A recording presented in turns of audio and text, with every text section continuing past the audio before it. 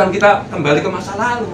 Mau khilafah macam apa? Khilafah isinya bangsat semua. Khilafah itu yang membasmi Dzurriyyatur Rasul, itu kan khilafah. Mau dibikin khilafah lagi, sampai nanti dibasmi. Yang waras tidak boleh mengalah terhadap mereka, para pencoleng-pencoleng agama yang menjadikan agama sebagai alat politik.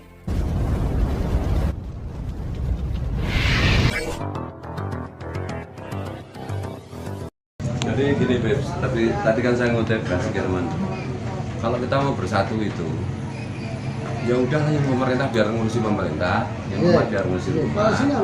Iya, saya itu kan sama Munarman kan bilang, tapi jadikan partai aja, berani nggak? Lah kalau nggak berani ya nggak usah, karena nahi mungkarnya FPI itu selalu bersentuhan, hampir selalu bersentuhan dengan pemerintah, dan itu aku tahu bener. FPI kan sering dimainkan aja. Karena fungsinya FPI itu sendiri adalah mau dari pemerintah. Selama ini organisasi yang betul-betul, maksudnya yang kelihatan untuk nahi mungkar yang gembar-gembor, bahkan istilahnya kan terutama gesekan sama mereka, itulah kebanyakan. Nah itulah titik sulitnya bersatu. Titik sulitnya bersatu kalau itu. kan adanya FPI saja, pemerintah ini masih ada yang oknum-oknumnya yang masih tidak bisa menjalankan amanah. Ya, harusnya kita masuk ke DPR. Ada.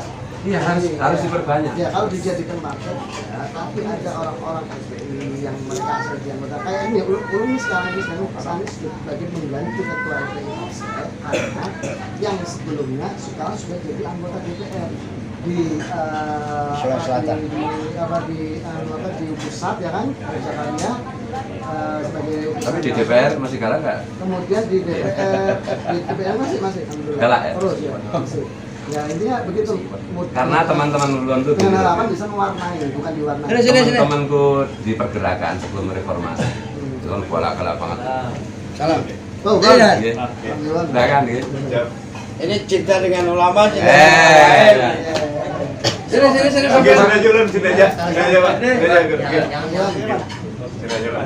Oke, Pak. Sini aja, Pak. Pak Iwan sini, Pak Iwan. Nah, bos yang manggil. Aku jauh dari Jogja sampai nggak nuruti permintaan gitu.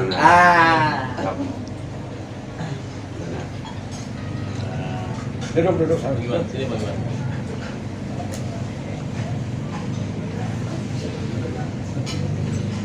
Ya, asli sini lah.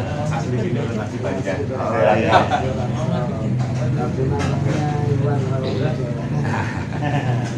Selamat Duran. Apa itu? Jadi nanti kita bisa diskusi, tapi nggak rame kayak gini. Betul. Jadi bagaimana? Jadi ya intinya kan supaya ketemu, apalagi antum dan sudah mulai sekarang Enggak, kalau di Kalimantan enggak, Beb. Jadi ada ceritanya ini.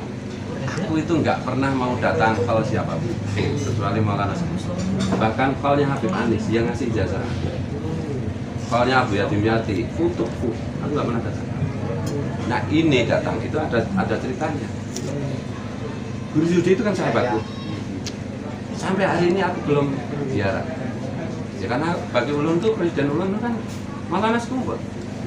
Nah ini Abuya Ali ini ulun lihat, ya ini boleh percaya boleh enggak, ini cuma cerita omong kosong juga boleh dibilang begitu. Tapi ulun lihat itu sudah sejak tahun 2007 digandeng Maulana Sepuh.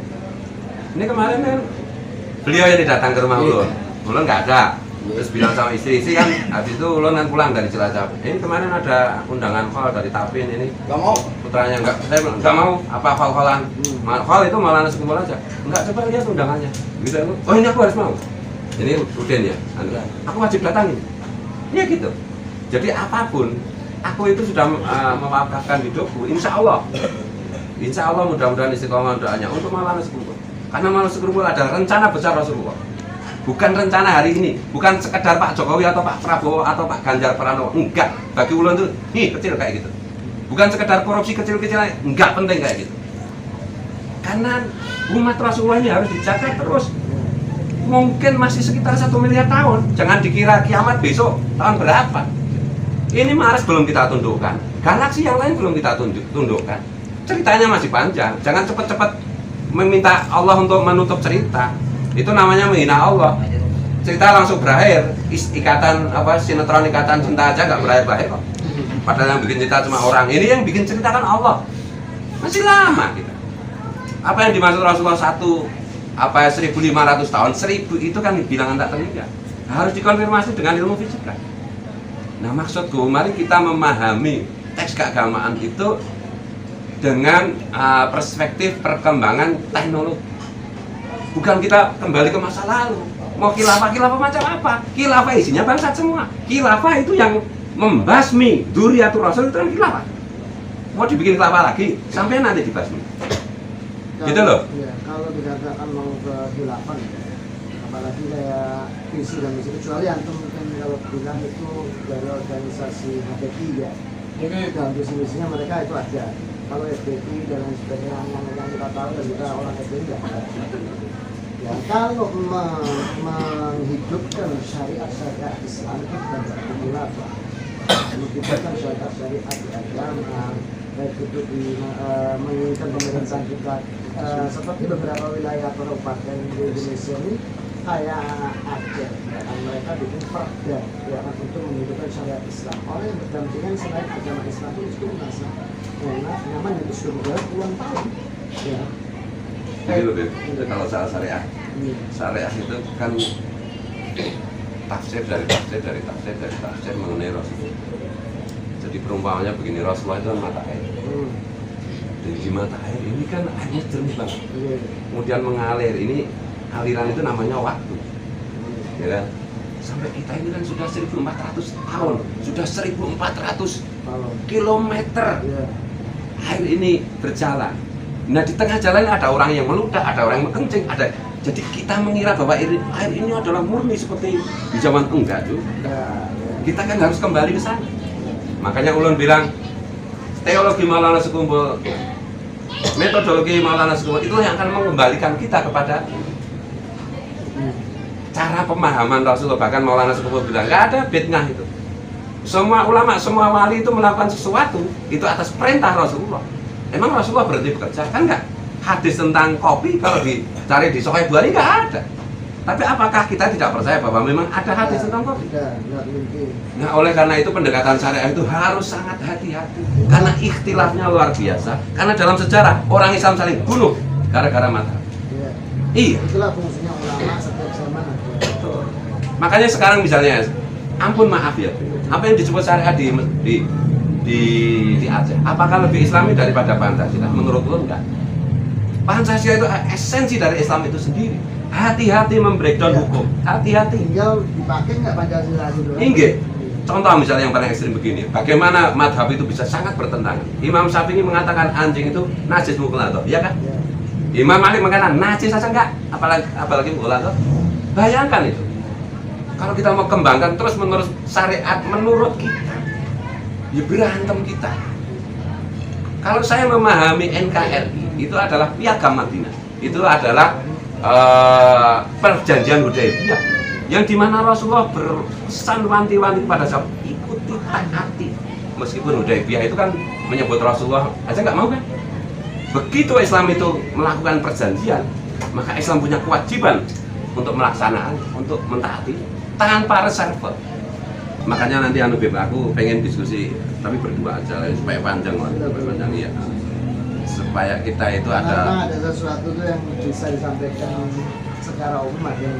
Ini kan yang umum biar kelihatan seru di rekaman bro.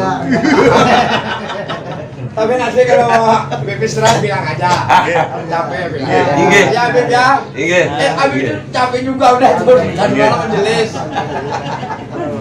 Aku itu belum lihat dia mutabangah Habib Rizik gini-gininya. Ya. Aku udah ngasih contoh ya.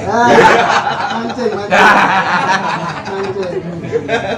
Kalau saya itu begini, semua peristiwa spiritual harus bisa dibuktikan di breakdown di alam faktual, harus terbukti di alam sains.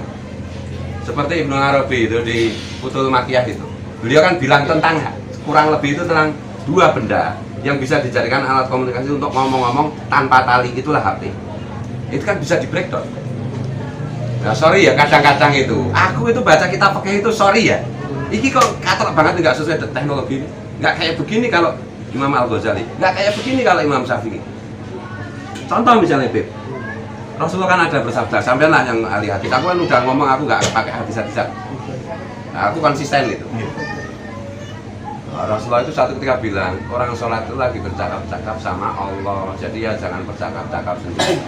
Itu kan asbabul hadisnya itu. Ada sahabat kata, terlambat kan sholat. Yang satu datang, kamu baru datang ya? Gimana kabarnya? Kan gitu ngomong sendiri. Ya setelah saya sholat, Rasulullah kan senyum. Kita kalau sholat itu lagi ngomong-ngomong sama Allah, jangan ngomong sendiri.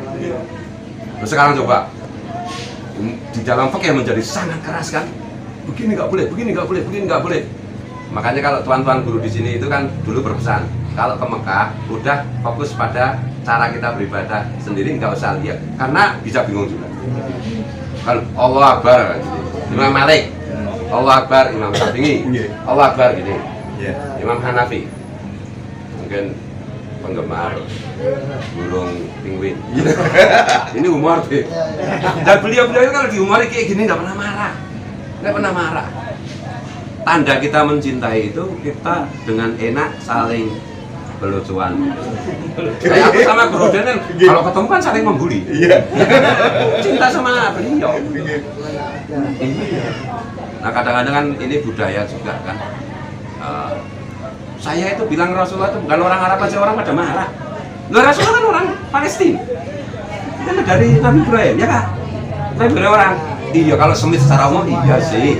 Dan Siti Hajar itu kan bukan orang Arab juga. Wakila Mesir, wakila Jawa, wakila Jawa itu maksudnya Nusantara. Itu yang dikatakan nggak bisa kalau ngomong semacam itu secara umum ya kan. Kalau secara materi disampaikan itu kepada orang tertentu mungkin bisa dengan dijelaskan sejarahnya. Tapi kalau langsung kita utarakan lagi pasti orang akhirnya marah, pasti gitu. Ya, laksana nasilawam jadi. Orang salah itu kalimenas ala kadri ukulihim. Betul. Tapi ketemu nih, Beb. Ini kan sebenarnya kita itu sedang tergagap-gagap dengan fenomena teknologi, tergagap-gagap dengan fenomena medsos. Dimana ya dulu nggak ada HP kan, ada berita apa sekarang, oh ini Ma'ruf Amin sholatnya pakai rukuk dan sujud, ternyata kan hoax juga. Misalnya kayak gitu. Tapi itu naluri fitrah manusia itu kan belajar dari kesalahan. Pada suatu ketika perdebatan seperti ini, mungkin kita sudah di alam barzah. Kita ketemu reuni itu ketawa ketiwi aja. Oh, dulu kita rame ya. Nah, gitu. Iya. Karena akan semakin, jangankan Indonesia yang maaf ya. Ampun maaf, literasinya kan rendah. Indonesia itu literasinya rendah. Santri baca kitabnya berapa? Yang bukan santri baca bukunya berapa? Rendah, nol. Amerika yang literasinya tinggi, Jerman yang literasinya tinggi, berantem. Pilpres aja kemarin tuh pengikutnya Donald Trump bunuh. Ini kan, apalagi Indonesia. Ini berkat para wali aja Indonesia itu nggak gara-gara amat. Kayak kan si Ahmad sih nggak pernah gerak sih. Ya benar-benar. Coba kalau bukan karena berkah wali, ini kita udah berantem. Amerika aja berantem, Jerman berantem. Orang tukang baca buku aja bisa dibohongi. Kita aja di sini masih bisnis forex, ya kan? Tipu-tipuan kayak gitu masih laku.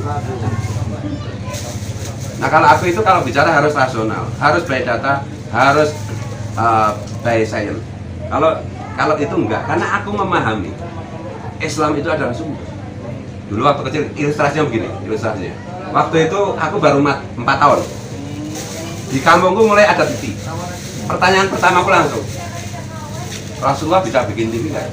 Dalam hatiku begitu. Kalau bisa kenapa nggak bikin? Kalau nggak bikin, apakah berarti tidak bisa? Kesimpulanku, jangankan teknologi. Nah, Rasulullah ya bisa bikin TV, tapi kan anakronis nanti.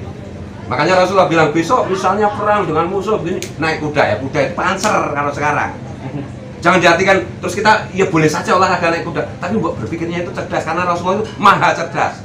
Rasulullah ada sumber kecerdasan, nggak mungkin bertentangan dengan akal sehat. Cara memahaminya begitu. Oh besok memanah, maksudnya memanahnya sih M16 lah, apa gini lah. Iya gitu, karena nggak mungkin Rasulullah bilang nanti perangnya itu kita pakai ini apa laptop. Kan sahabat bingung. Laptop itu apa weh Rasul? Ya udah kan gampangnya panah, kuda kan gitu.